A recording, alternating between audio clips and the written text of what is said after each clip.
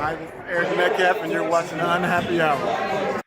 Broadcasting to you live from the Milky Way galaxy, the solar system, planet Earth, North America, the United States of America, California, Los Angeles to be specific. Hello, everybody. This is Brian Engelman, and this is the Unhappy Hour here on the TNAM radio network. I want to thank everybody watching on this camera on Facebook for our Facebook group. It's a private group. It is the Unhappy Hour Sports Show, a support group. You can search it. You can ask to join as long as you're an Indians, Cavs, Browns, Buckeye, or Blue Jacket fan. We're going to let you in. If you have questions in the Facebook group, type them below. Damien is already coming hot and heavy with all of the questions here, and we'll get to those in just a second, so please keep them typing. We are joined once again with Zak Baris. Zak, the Cleveland Cavaliers, had a really tough series against the Indiana Pacers, but they pulled it off today. Where do you want to start with all of the storylines about this series against the Pacers? I think we start with LeBron. Today we were very well. It could have been a strong possibility if they would have lost today.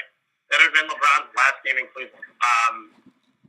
Which would have been just shocking. I'm in New York for the weekend, so I sold my tickets actually last night. I didn't want to have to change my flight and everything. I have to come home early. I made way over above face value, so I was happy about that. But and it's been a one-man show the entire series, what I'm saying. And it's very, very tough right now to look at and say this team is not like the years past. You're not getting a ton of production out of Kevin Love. You're not getting any. You don't have Kyrie Irving anymore. You're not getting the production you used to on behalf of those other players. It's very scary. You've got a bunch of young guys who really aren't contributing. No one else scored 20 points in a game in that series for the Cavs other than LeBron. And think about that for a second. Think of how scary that is when you only have one player contributing, and LeBron was playing arguably some of the best games of his career in the playoffs. And they barely won. They barely closed out. Indiana's a good team. Is Indiana on the verge of greatness? No. Not by any means. And that's the really scary part right now is looking at this and saying, how are the Cavs going to get past the Raptors? Do I think they can? Yeah. But eventually LeBron's just going to get exhausted. He can't keep, he can keep doing this, but at the point is, it's going to get to a point where you're going to say, like, how long is this sustainable for? It's not sustainable for a long time. How can he keep replicating this performance in, night out, when he's got to go, when he really has to, contribute this much? We need to get someone else contributing on the scoring end of the floor, passing, keep the turnovers down. It is just tough right now. To really get the whole team involved, and it's tough to watch sometimes. But at least they closed out the series. They played a good Pacers team, and they won them.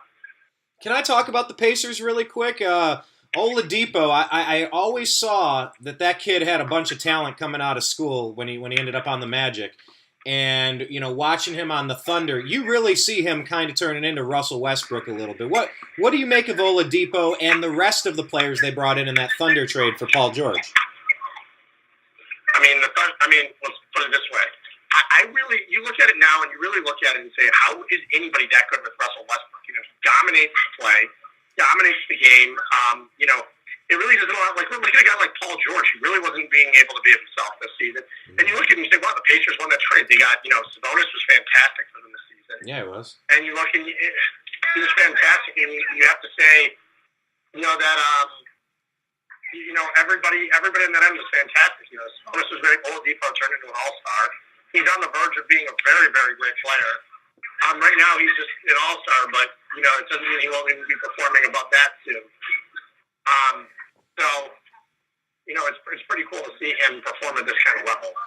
What about the Thunder getting bounced? You think Paul George definitely going to the Lakers? You think they blow that team up? What's happening there? I don't know. Do I think Paul George stays in Oklahoma City? Absolutely not. I don't think anybody can put a Westbrook. You can put a team. If you go and look back on it, you would have had. Let's just say hypothetically, the Thunder would have traded Russell Westbrook, okay, and they would have gone in there with Oladipo and Sabonis this season, and Ennis Cantor and Carmelo Anthony, or let's just say they would have traded Russell Westbrook for Paul George. Or if you put Paul George back in the Pacers with this current team, that is essentially what you would have had. You're looking at a team that would have won 50-something games. Yeah. So they played us tough, though, man. They played us really tough. What I'm seeing in the first round out of the Cavaliers back to the Cleveland team, some people say chemistry doesn't matter. Some say, LeBron's so good, just give him any four scrubs, he'll make it work. But there really is a lack of continuity with that team with all the different lineups that they've had. Talk to me a little bit about, if the Cavs have any chance of overcoming the fact that they're really still just getting to know each other and they don't have a rhythm. They look out of sync sometimes, and it has turned into a one-man show. The only reason I'll give them the benefit of the doubt is because they have LeBron. That's it. Right. Do you think they can overcome it? Do you think this team has a legitimate chance, or they're just on borrowed time right now? I mean, you never know. I mean, like I said, you always have a legitimate chance when you have LeBron. And don't forget, if Boston beats Philly, Philly's a young team. Doesn't mean Philly is,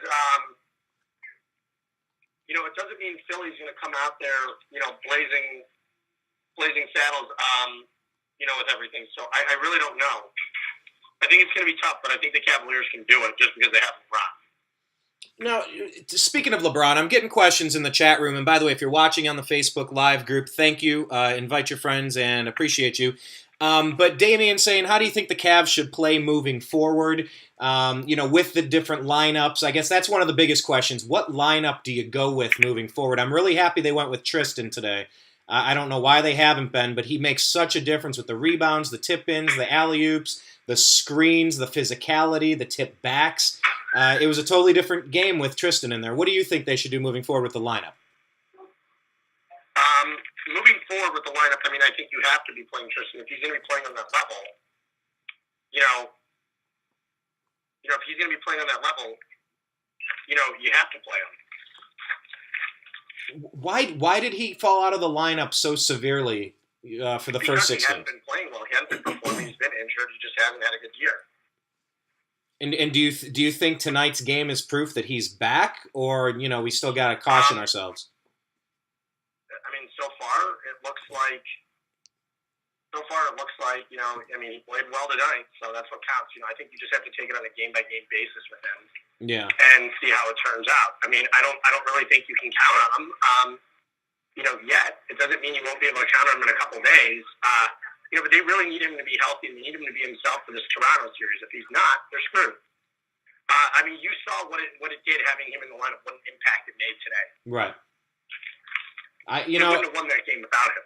No, there's no way we do. And and you saw when LeBron was on the bench at the end of the third and the first few minutes of the fourth, the lead increased when LeBron wasn't on the floor. And it was nice to see that they didn't just go and blow an 8-point lead all of a sudden, and give Indiana back the ball. That was the one thing. They couldn't hold the lead against the Pacers all series. They kept blowing the lead. Even when they had a large lead, they couldn't hold it. Yeah, and Damian's also adding in here that it helps Love when Tristan's in because, you're playing Love at the center position. That's not really where he's at this stage in his career. And with this team playing alongside LeBron, it lets him play a little bit. How injured do you think Kevin Love might be? You heard he, might have partially torn something. I would say my understanding is that he has torn ligaments in his hand. I can only imagine what kind of pain he's in. He's obviously not at full strength. But again, Kevin Love was much better as the number 3 option on this team. He got a lot more open looks than he does creating a shot as a number 2 option. Right. It's just really tough. You really see now where you need Kyrie Irving. And, it didn't make a huge difference during the regular season. You didn't see it as much. But now that the playoffs are here, and to really have a high-impact scorer like a Kyrie on your team, you see what a big difference it makes. It's something you don't really always realize until the playoffs come around. When you have such a dynamic player like Irving, you can say it doesn't make a huge difference in the regular season. But come playoff time, it's obviously making a difference. Yeah, I agree with that completely. We're talking with Zak Baris. You can follow him on Twitter. He's at ZBaris. That's ZBARIS. Since you brought up Kyrie Irving a couple of times already, let's kind of go back a second now because let's look at the players that swapped around with all of the Kyrie offseason drama. What do you make of Larry Nance and Jordan Clarkson and how this shook out? I guess time will always tell with a trade, but we're seeing the severe need for someone like Kyrie Irving, although he is injured now. Do you look back at that trade any differently than you did at the time when it happened? Are you seeing it a little more clearly at this stage? Brian, when we went over this, I wasn't thrilled when it happened, because I don't love Isaiah. I never loved Isaiah Thomas, but at the time I said, if Thomas comes back healthy, it'd be a nice trade for the Cavs, but he never came back healthy, and it prevented the Cavaliers from really doing anything. So essentially, got Jay Crowder in a pick, which is likely to fall 8th overall. So unless you can turn that in and spin it into something nice, here's the thing: the Cavaliers seriously have to look. They're lucky it's a very talented draft where they can probably land Trae Young and Michael Porter at 8. One of those guys will be there. However, it doesn't mean that the Cavaliers are home free. LeBron's not going to play with a rookie next year. You're going to see if you can move that pick for a Kawhi Leonard type player, along with something else, another young player. Are you going to have to move Larry Nance, the number 8 pick, and a guy like, another guy, young guy like Chetty Austin or Angie Zizic in that trade? And that's what you're looking at this point. By the way, for the record, just so we can put this out there on the record, I had a dream that number 8 pick turned into the number 6 pick. So I don't know what that's worth, but I had a dream last week that we changed that the lottery balls bounced and we got number 6 instead of 8. It's not even possible, but well, we'll see how it plays out. Kawhi Leonard, is there a legitimate chance he ends up on Cleveland? I've been hearing that rumor a lot. That's getting kind of hot and heavy right now. Again, it all depends on what this draft pick, and it also depends what other teams offer up as well. Right. It all depends on other teams' offers for the pick. Does he have a ton of value? We witnessed this with Kyrie Irving last year. What kind of value does a player like that hold who only has 1 year left on his deal? If you're the Cavs, is it worth trading everything you have, like all the assets, in order to get Kawhi Leonard? Yes, it is. Because if you do that, you can guarantee LeBron's going to stay with Kawhi. Well, but now, why did Kawhi have such a falling out with the Spurs? If he's a moody character, he had his own trainer. He wasn't happy. From my understanding, he was not very happy with the load of practice that he had to endure under Greg Popovich. And I think he's sick of the whole team attitude thing with the Spurs. And I think I don't think he wants to take a pay cut. I think he wants to go there and go full blast and really get paid for agency. And I think he finally is the first one to ever stand up against Pop. I'm not saying it's a good thing at all, but his talent level's there. He's a top 5 player when he's healthy in the NBA, and we all know that. Right. Well, okay, so that's the Kawhi angle. What about Boogie Cousins? I'm hearing that they're offering him a really small deal, and he's not too happy about it. Any chance Boogie gets moved from the Pelicans? He's a free agent, so we'll see what happens. It could be a sign and trade. I don't know. But again, you can see a team like the Cavaliers take a huge risk on him. But he's a guy coming off a surgery for, I believe it's torn ACL. It's a dangerous injury, especially when you have a 7-footer coming back from an injury. Yeah, Damian is adding with Kawhi. He doesn't want to be a part of the rebuild. And that's kind of where a lot of this is coming from is, LeBron has taken a lot of heat for, signing this deal that he can opt out of. And a lot of people were wondering, is this LeBron's last game in Cleveland if they lose Game 7? Regardless of how this season turns out, do you think this is going to make an impact on whether LeBron stays or goes? Do you think his mind is made up if you had to put money on it? I don't think it's made up because there's so many factors that can come into play this summer. You don't know what's going to happen. Where does that lottery pick going to shake out? Are the Cavaliers going to go and tremendously improve this roster? They're going to sit there and try to get younger and not give LeBron any help. It all depends. They can go in 2 different directions. There's no guarantee either way. I don't even think his mind is made up right now. I don't think if this continues next year, they put the same and they field the same roster next year. I can tell you, he's not going to resign. He's not going to be happy having to put up these, having to put up these kind of performances every day. It's not sustainable. If he can go out there and get some extra help, like a Kawhi Leonard, yeah, of course he's going to stay. It's his best solution to winning. Going to the Lakers. You've got 2 unbelievable teams in the Western Conference. With the Warriors and the Rockets. Imagine having the 3rd seed in the West and having to go through the Rockets and the Warriors and then playing a team like the Celtics or the 76ers in the championship. That's 3 difficult series in a row if you go to the Western Conference. If you're in the East, you might only have to go through 1 or 2 teams, but, and that's the difference. We have Kawhi Leonard. The dynamic totally changes this team. Yeah, I could definitely see that. Thinking about the East, though, with the 76ers and the Celtics now, along with this Pacers team who really played over their head, and they kind of had their way with the Cavaliers during the regular season. What do you? I want to get to the Cavs and Raptors series, obviously, but what do you make of the Celtics and the Sixers? How do you see that shaking out? I think it's going to be a tough one for both teams. I think the Sixers are a superior team because Gordon Hayward and Kyrie Irving are out. However, the Celtics have been playing pretty decent basketball without them. I'm pretty surprised. Yeah. Thanks on Jalen Brown and Jason Tatum. And Al Horford. I mean, Horford was really the best player in the series. But I kind of think Philly's going to win it. But I mean, again, Boston. Don't sleep on Boston. I mean, they played out of their minds against a decent Milwaukee team that's poorly coached, but they still got through it in 7 games, which is impressive considering Irving was out for the entire series. Yeah, very, very true. I mean, those teams are definitely on the come up, along with the Pacers. And if the Greek Freak and that team can get another piece or two, and maybe a little different coaching, they might be something to contend with. But nothing like the behemoth out west. We'll save Cavs Raptors for the end here. But what do you make about what's going on out west in the series over there? We saw the Rockets take care of business today. What do you make of the final team standing out there? I mean, the West, I think it's going to come down to the Warriors and the Rockets. I think that's pretty obvious at this point. Mm-hmm. I'm not really sure of the rest. I mean, I think the East are going to. I mean, the East and the Cavs are in for a fight. I tend to think that Toronto, they might play better against them than they did against Indiana. I think Indiana just gives them a lot of trouble for some reason. Indiana teams have always given LeBron a lot of trouble. He beats them in the end. Toronto's never really seemed to give him any trouble. So we'll see where it goes. But I think the Cavs in 6 in the next series, and I think the Sixers in 6 as well. Okay.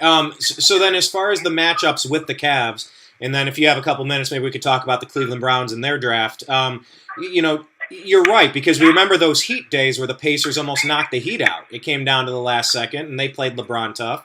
But we've always kind of had our way with the Raptors. What do you see with the matchups? Do you see this? You said in 6. Is there any chance this thing goes sideways, or I mean, are you? I mean, there's a potential. I mean, again, you could get to the point where LeBron is just suffering extreme exhaustion, and it's no longer a possibility. I mean, for him to put up those, put up these kind of performances every night, and that is a possibility that happen. I'm not saying it will, but it's a possibility. Right. Don't sleep on the fact that it could, and then Toronto could just easily win the series at that point. Cleveland needs to come up. They need to get him some help, so he's not having to put up 45 points a night and playing 44 to 48 minutes a night. You need to get him down in the 40-minute range, 42 minutes, where he's got some time to sit on the bench and let the bench guys get in the game. Let someone else take over the scoring load. The problem is they just don't have that second scorer to do that. I know they thought it was going to be Isaiah Thomas, but that obviously never panned out. And you saw LeBron. Should we start to get worried about the leg cramps thing, or do you think it's no big deal? Because he sat out for a little bit. I don't think it's a big deal. Like I said, I think he was just overheated. I think he played a lot of minutes. And don't forget they played a game 2 nights ago, and it's just a lot. Right. Damian was saying that LeBron wouldn't be as durable out west, and that you hit it on the head. He'd be exhausted if he went east and played for a rebuilding Lakers. Because you're playing with Paul George, and it just means you're playing with Paul George on the Lakers and Lonzo Ball. But I don't think Lonzo Ball's to the point where he's going to be a significant contributor in year 2. He's not Ben Simmons. Ben Simmons. I think he'll be a very good player, but Ben Simmons is on a whole other level. That would have been one of the few guys that would have considered trading Kyrie Irving straight up for. Would have been Ben Simmons. But I don't think the Sixers would have even made that deal or even considered it. Yeah, Ben Simmons is the real deal. He's got a really good all-around game. Very impressed with what the Sixers have done. Trust the process, they say. Well, I guess if you don't have anything else do you have anything else to add on the NBA playoffs? And maybe we could switch over to the NFL draft. I think that's it for now. I think that's it for the NBA playoffs. Okay, well then let's do this. Let's go ahead and mark this because I'll split this up in post-production into a second segment. Subscribe, youtube.com/TheNewAmericanMedia, and find us on Facebook. The Facebook group is private. It's called The Unhappy Hour Sports Show, a support group. We ask a couple questions. Make sure you're an Indians, Cavs, Browns, or Buckeye fan, and we'll let you in. We were talking in the previous segment, Zach, about the 76ers saying trust the process with Ben Simmons and the rest of the crew. Sashi Brown was part of the process to tank this team and clear out the cabinets a little bit. And the Browns had a chance to harvest with the draft, taking Baker Mayfield, surprising quite a few people, with the number 1 overall pick. He has some maturity issues. He has a couple of height and size issues. What do you make of what John Dorsey did with his number 1 overall pick in his tenure as Browns general manager? I mean, you get a lot banking on it. If Baker Mayfield turns out to be a star, then good for him. And good for the Browns, and it'll make this move's going to make or break Dorsey. I mean, do I think Darnold was a little bit of a safer pick considering he's 20 years old? But they love Baker Mayfield. You have a lot of guys in that room who love Baker Mayfield, and let's go ahead and basically trust the process for the Browns. I mean, but it's going to, you've got a 23-year-old quarterback. You better see the field this year. He's not 20 years old. That's taking a bench seat for you. He's 23 already. Well, they're saying they're going to redshirt him, just like that's why we brought Tyrod Taylor in, is to take him and redshirt him so he can actually have time to learn the game and learn the scheme, so he doesn't go in there like a deer in headlights, like so many of our other rookies have done. So you're officially in the camp, play Baker and sit Tyrod, or you think hand it over? I would have rather had Darnold, but they took Baker. Yeah. Well, talking about the Cleveland Browns, we could talk about their number 4 pick. Finally drafting a Buckeye. I'm very happy about that, but once again, people were a little surprised about it. I want to get to him in a second, but let's stick with the offense now because, the entire offense has been revamped at this point. What do you make of the tackle that we got, Carlos Hyde? You got Chubb playing running back, kind of a similar back. Like, listen, there's no doubt this roster is significantly improved over last year. But again, you're looking at a team that went 0-16 last year, an 0-16 football team that improved on a ton of levels. Are they a 2-14 team? Are they a 5-11 team? A 7-9 team? A 9-7 team? You don't know yet. It's going to be. Let's put it this way: they're drastically improved everywhere on the football field, other than left tackle. Significantly improved on all ends, but left tackle. They improved the secondary big time. They didn't really do much in the linebacking. Linebackers or D line a ton with.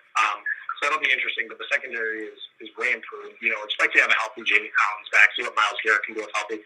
I'm really upset they passed on Bradley Chubb. I love Denzel Ward, but I thought they reached on it before. Other than that, though, it'll be very interesting to see what happens. Yeah, absolutely. I mean, we did go out and get that tackle out of Nevada. They said he could play a number of positions, but he's a buddy of Joel Bitonio's. Went to school together, and they stay in touch. And you got to do something with left tackle with Joe Thomas retiring, leaving a gaping hole there. But I don't know. Did you have a chance to look at the receiver that they took out of Florida? Yeah, Antonio Callaway. He's a big play receiver. The problem is just he's got a lot of off-field issues.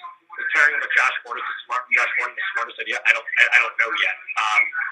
Making sure he's, kept in check. He's got to be kept in check. He hasn't played. He didn't play last year. The guy's got a lot of off-field incidents. If you can keep him in check, he would have probably been the first receiver off the board. So, again, it's like a Josh Gordon scenario. You've got to get production from him, and you've got to make sure that he's healthy and he's clean. At this point, Corey Coleman, the first-round pick from 2 years ago, he might be sliding to the number 4 position depending on what kind of production you can get out of Callaway, along with Jarvis Landry sitting there with David Njoku and, Josh Gordon. This is the potential to be a very dynamic offense, and I can't believe we're saying that about the Browns. So I got to say, between free agency and the draft, I'm pretty excited. My expectations for Baker Mayfield are pretty low right off the bat. I think they're going to try to redshirt him like they did with with Mahomes in Kansas City, and we'll just see how it goes. I don't know. Overall, are you happy? Are you let's wait and see on the draft? Are you down on it? I'm not down on it. Let's see. Let's see what happens. Before I. We'll see what happens first. Yeah. I want to say that the Browns would be great, but I don't. Again, I don't know yet. Yeah, we've played that game before, trying to get excited, only to be let down. But okay, cool. Well, I know you're traveling. I'll let you get going here, unless you had any thoughts on maybe the Indians' first couple weeks of the season. Any thoughts on the Tribe so far? No, nothing so far. Yeah, it's really too early in the season to be getting too amped up about the Tribe one way or another. Until the weather warms up, the team usually doesn't, but we're sitting in good position now. So, all right, Zach, well, look, let me let you get going. Thanks for taking a few minutes today. Looking forward to the Raptors series. Hopefully we can talk to you kind of as that, maybe after game 1 we can get some conversation going after a Cavs win, perhaps. Definitely. Sounds like a plan, Brian. All right, safe travels. To be continued, Zach. Appreciate your time. Take care. Thank Peace. You. All right, there goes Zach, everybody. Thank you to everybody watching in the Facebook group. I appreciate you. And to everybody watching on here, this is the YouTube channel, youtube.com/TheNewAmericanMedia. Click subscribe. Check out the 6 or 7 years of content we're going to start cranking out. We have a backlog of different shows. I'll just pay attention. New content will be coming soon once it gets edited and uploaded. We've been kind of revamping and retooling the show and the site over the past year, and I think we're going to take a bit of a different direction. We're going to stay with the sports for sure.